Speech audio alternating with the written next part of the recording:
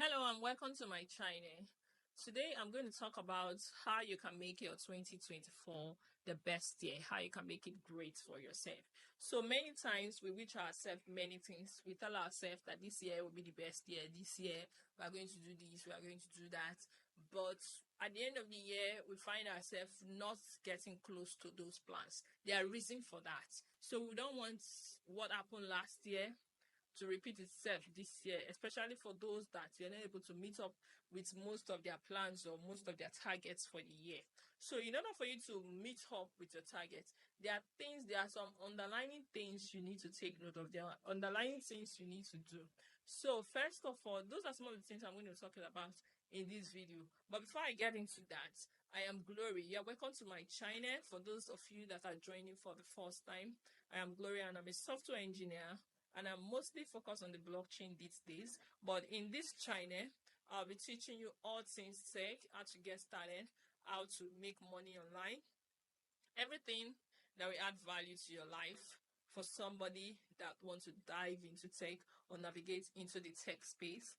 And also as a YouTuber, how to grow your channel, just like as I'm also trying to grow my channel as well, so we can all grow together. So back to the subject of the day.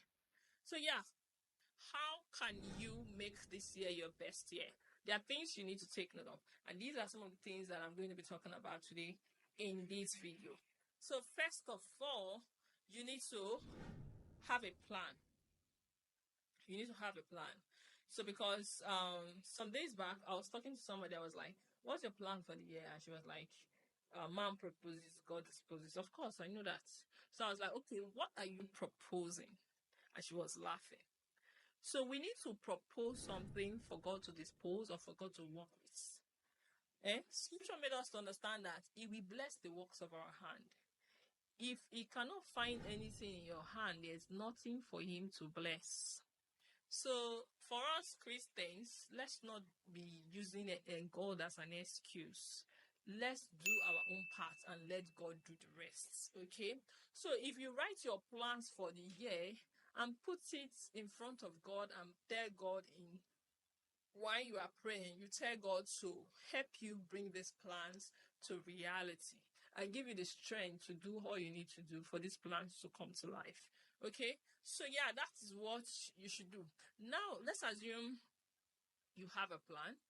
So, what do you want to do next? But before you even start writing your plans, I'd like to take you back a bit. So, first of all, you must have written some plans last year, and then I would like for you to go back memory lanes or go through your notes wherever you have written it. Check how many of these plans were you able to accomplish last year. Ask yourself, what made you not to be able to accomplish some of them? Those ones you were unable to accomplish, what were the reasons for that?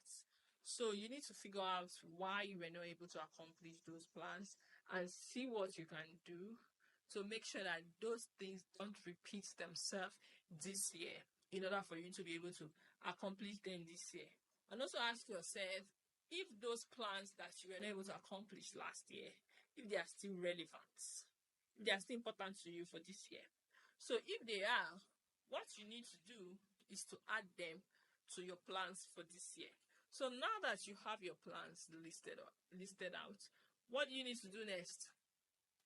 You need to break it down and break it down and create more detail on each of those plans. Detail in the sense that you want to be able to tell yourself that this is how you plan to accomplish this particular plan. Okay, there needs to be some steps in which you plan to achieve those whatever goal you have written. So you want to tell yourself that in 3 months' time, I want to achieve this plan or this particular goal, and this is what I plan to do in order for me to accomplish this goal. If you have to study every 1 hour or 2 hours daily, you have to include it and start doing that. So now let's move on to the action part. So now that you have written your plan, the next thing is to take action. Because a lot of time we procrastinate a lot. That is what affects most people. That's what keeps them in one place or make them stay behind because of procrastination. There are many people that have come to me and they'll be like, I want to learn this thing, I want to learn that thing, and then they don't do anything about it. They keep saying it, they'll be like, this year I will learn this thing and all. And I was like, when are you going to start? The best time for you to start is now. Whatever you have in your plan, the best time for you to start is now. Because you might think that the year is very long and then you still have time, but it will surprise you. Before you know it, it's already end of year, and then you'll be like, the year has ended and I have not done even half of what I have in the plan. So you need to start acting on your plans. Anything you need to bring those plans to life, you need to start putting those things into work. You need to start taking that action, so that before you know it, you can, even before the year runs out, you can already tell within yourself that you are making progress. Because I want to see you grow as much as I want to grow. This, whatever I'm telling you right now, I'm also telling myself. So it's very good for you to put your plans into action. If you say you want to get a job in the tech space, for instance, you need to go back, check your CV. What is on your CV? Let's assume you want to get a job as a mobile engineer, for instance. So you check your CV and see the skills that are lacking that you need to cover up for. The skills that are lacking that you need to go learn before you can actually get that job. So that you can start learning now and doing all the necessary things. If you have to start taking tests, you can start taking those tests now. So that when it's time, you can start applying for those jobs. Or if you say you want to make 1 million or 2 billion by the end of this year, how are you planning to make that 1 million or 2 billion? What are you planning to make in a day before you can, when you accumulate everything at the end of the year, before you can accumulate to that amount? Every bit of what you do on a daily basis towards in this year counts for what is going to impact on the plans that you have by the end of the year. So I'm not here to give you motivational speech. I'm just here to encourage you to take action. There are many such motivational speeches out there, but one thing that stands out for me is action. Okay? Take action. Now is the time to take action. You have your plans. You know what you want to do. You know what you want to accomplish by the end of this year. What you need to do next is to take action towards that goal. And I believe in you and I believe in your progress. And I believe that you're going to get there if you put in the work.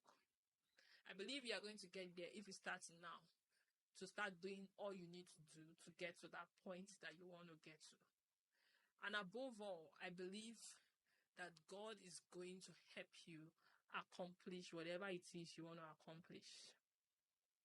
Because scripture made us to understand, like I said previously, that the Lord will bless the works of our hand. And you have to give God something to bless. Tell God, communicate with your maker.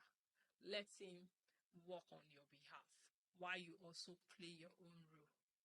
Okay, so guys, that's all for now, and I believe you have learned something, you have heard something, you have been gingered to move on and do what you need to do.